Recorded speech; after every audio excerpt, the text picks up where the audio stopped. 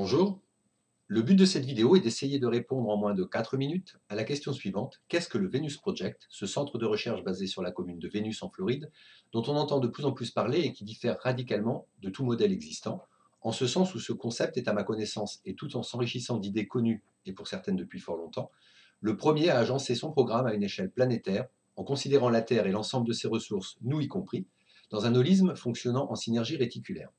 Alors, autrement dit, le premier a pensé la totalité des domaines et phénomènes présents, les sciences dures, tout comme les sciences humaines, en prenant conscience que la globalité de ces facteurs agissent en commun en créant un effet global interdépendant. Alors bien évidemment, pas question ici de développer cette pensée dans tous ses détails, cela prendrait bien plus que 4 minutes. Je vais juste tenter de situer le cadre afin que vous puissiez entendre si cela vous interpelle ou pas. Si interpellation il y a, vous n'aurez plus qu'à farfouiller sur le web afin d'enrichir vos connaissances en consultant les pages dédiées, les réseaux sociaux, les vidéos, les livres, les articles, le magazine, etc. Pour la francophonie en particulier, le plus simple est de commencer par consulter la page officielle du TVP France sur Facebook, ainsi que l'association relais du TVP Civilisation 2.0.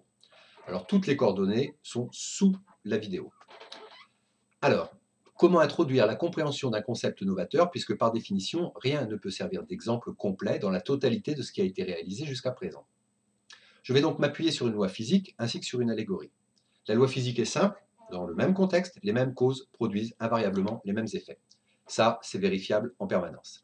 Si l'on prend pour allégorie l'attraction terrestre, comme étant le contexte, on s'aperçoit que dès l'instant où l'on lâche un objet, ce qui devient la cause, il tombe, ça c'est l'effet. On peut toujours essayer de manier différemment la cause, en lâchant doucement, rapidement, même en jetant en l'air l'objet. À la fin, l'effet reste identique, l'objet retombe. On peut même essayer de changer un peu le contexte, en l'occurrence changer de lieu d'attraction en imaginant se positionner par exemple sur la Lune. Malgré la différence de pesanteur, l'objet tombera. C'est en ce sens où, à l'intérieur d'un même paradigme, et donc du paradigme actuel, celui de l'économie basée sur le profit du marché, quelle que soit la façon dont nous procéderons, et même en s'appuyant sur diverses ONG humanitaires, réflexions politiques différentes, discussions sur telle énergie fossile ou renouvelable, telle révolution ou telle réaccaparation de pouvoir par tel groupe ou tel autre, à un moment ou à un autre, nous obtenons invariablement le même résultat, la misère, la guerre, l'hégémonie, autrement dit, l'iniquité. C'est inéluctable car c'est inscrit dans le principe même de ce paradigme. Autrement dit, et pour reprendre notre allégorie, quelle que soit la notion de temps, de vitesse, de choix du lanceur, etc., peu importe, au bout du compte, l'objet chutera car, comme on vient de le dire, à l'intérieur d'un même contexte, voire même d'un contexte un peu différent, les mêmes causes produisent invariablement les mêmes effets. Pour qu'il n'y ait pas cette chute, pour que l'on puisse mettre fin à ces fléaux qui découlent de ce système économique aujourd'hui devenu unilatéral, il nous faut trouver un fonctionnement où le contexte, la première valeur de cette loi physique naturelle, soit différent. Une situation, un système qui serait l'égal de l'impesanteur, pour reprendre l'allégorie avec l'attraction terrestre ou lunaire. Alors un monsieur nommé Jacques Fresco s'est penché sur la question il y a un peu plus de 80 ans et a cherché à travailler sur un contexte premier tout à fait original. Concept qu'il a créé en le nommant économie basée sur les ressources, également connu sous son sigle EBR. C'est la pierre angulaire du Venus Project. L'intérêt de ce contexte différent, que vous pourrez découvrir en détail grâce aux liens référencés, c'est qu'il permettrait à l'homme de voir évoluer ses fonctions cognitives, ses repères et ses valeurs.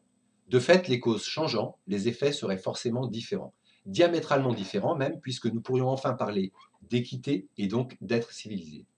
Nous pourrions enfin mettre fin à la misère, à la guerre, à la politique.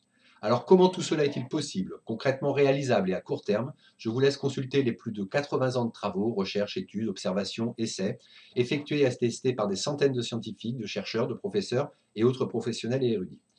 D'ailleurs, à ce titre, la bibliothèque du TVP permet de trouver les sources et les bases ayant aidé à élaborer le BR.